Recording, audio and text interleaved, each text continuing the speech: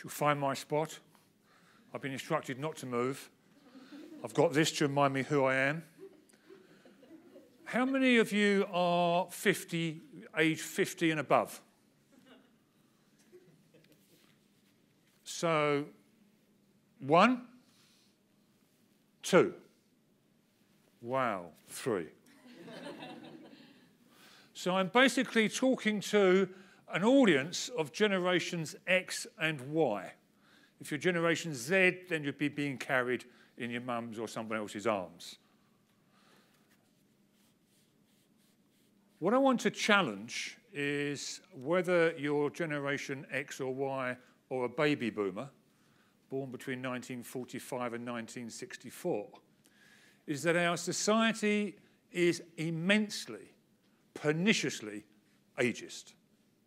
And I also want to challenge those of you who are under 50, which is basically everyone. Hands up those of you that consider that you are ageist.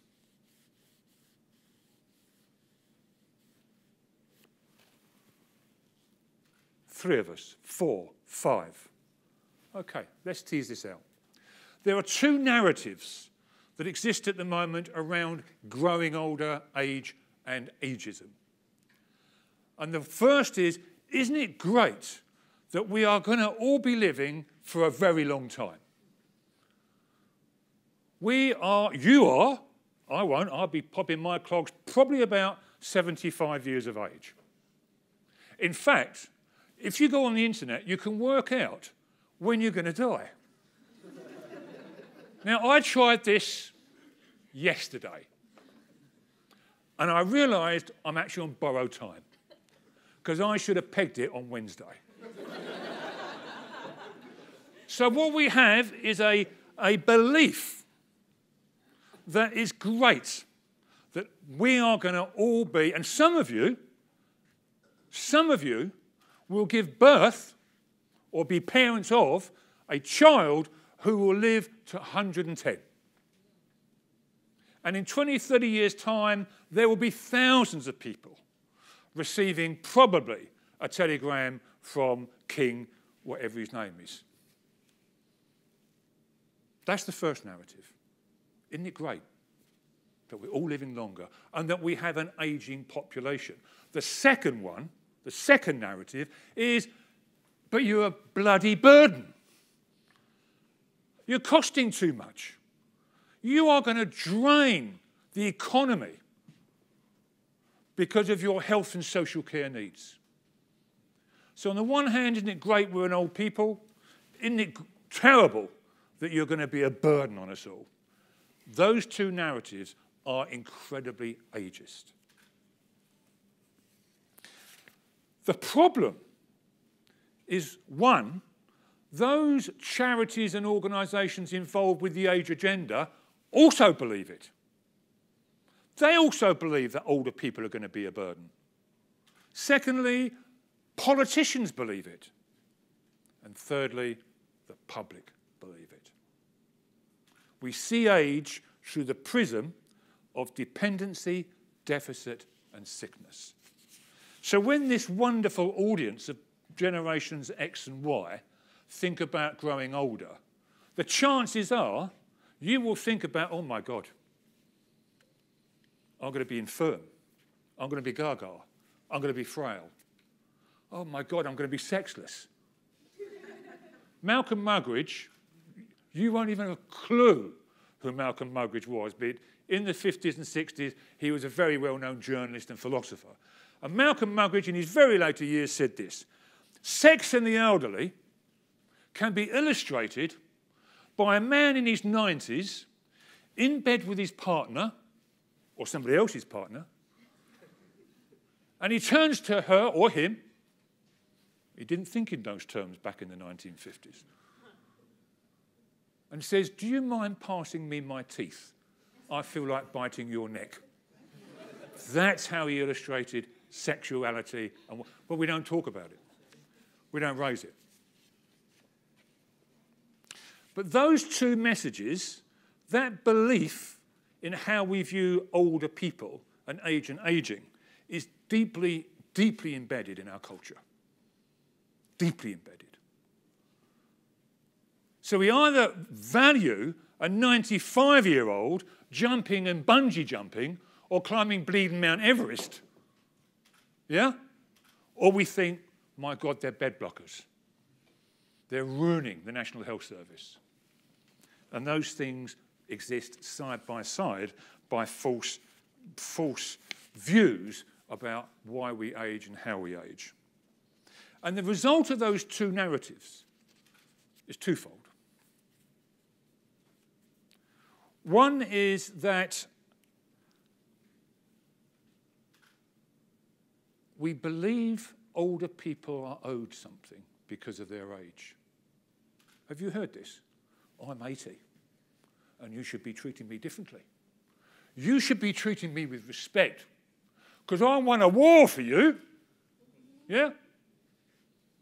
My question is this. I respect you. I respect what you've done.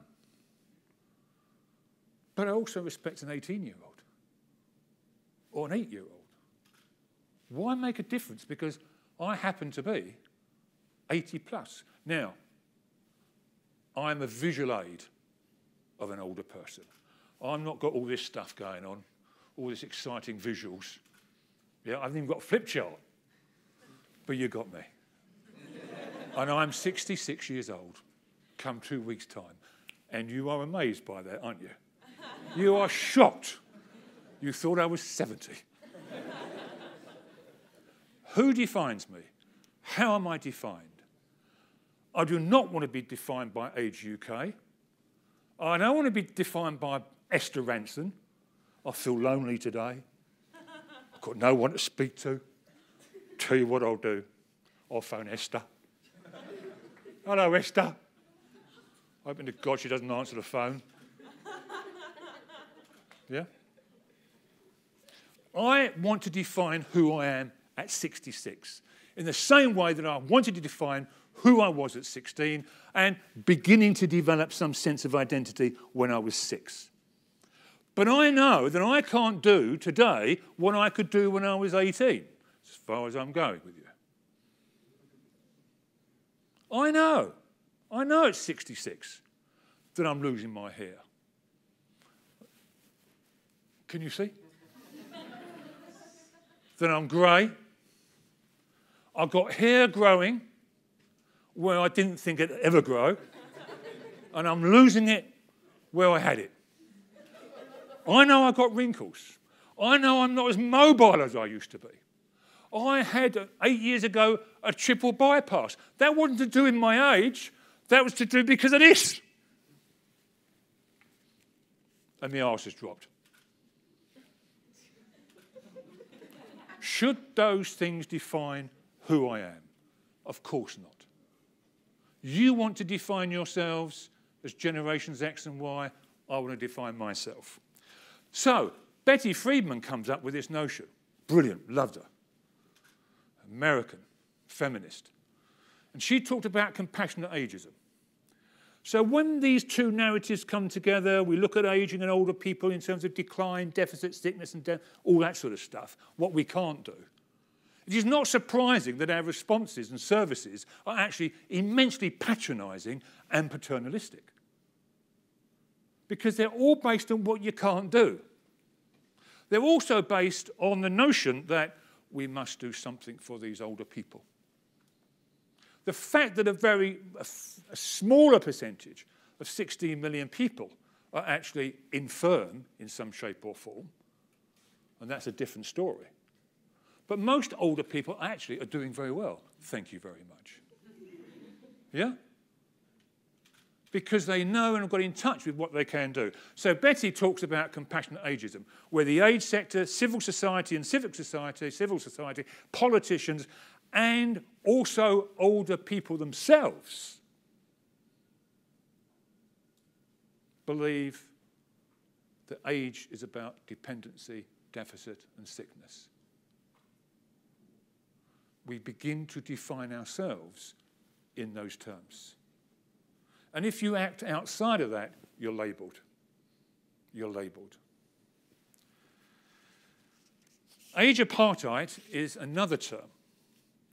So what we do with our services and our responses to an ageing population, colluded with by older people themselves, is actually to segregate, to separate.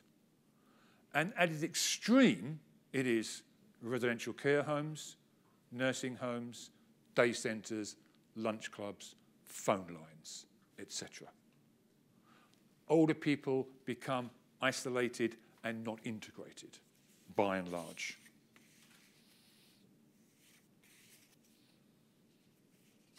I'm really ahead of myself on these. Amazing. I didn't know I said that. I didn't because I lost the card.